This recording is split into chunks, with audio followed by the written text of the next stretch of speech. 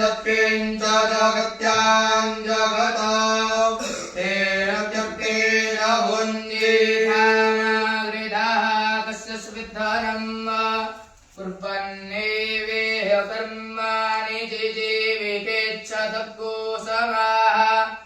एवं त्वयि नान्यथेतोऽस्ति न कर्म लिप्यते नरे असुर्जानामते लोका अन्धेन तमसावृताः तांस्ते प्रेत्यापि गच्छन्ति जे केचात्महनो जनाः अनेजदेकं मनसो जवेयो नैनत्येवा आप्नुवन् पूर्वमरिषत तद्धावतोऽन्यानत्तेति तिष्ठत्तस्मिन्नपु मातरिष्वा दधाति तदेजति तन्नैजति तद्दूरे तद्वन्तिके तदन्तरस्य सर्वस्य तदु सर्वस्यास्य वैच्छतः यस्तु सर्वाणि भूतान्यात्मन्नेवानुपश्यति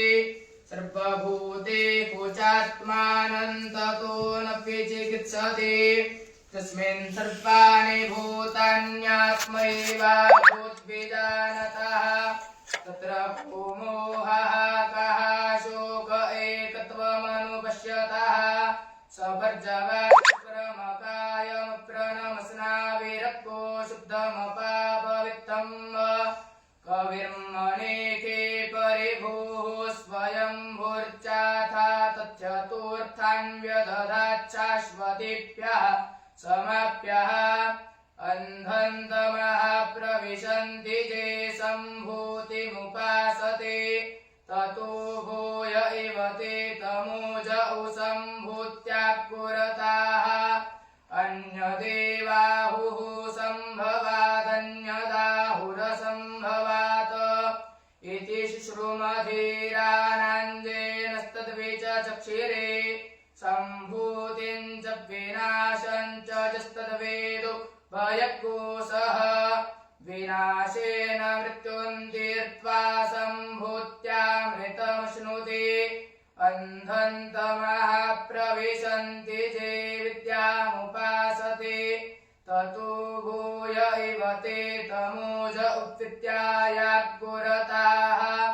अन्यदेवाहुर्विद्याया अन्यदाहुरविद्यायाः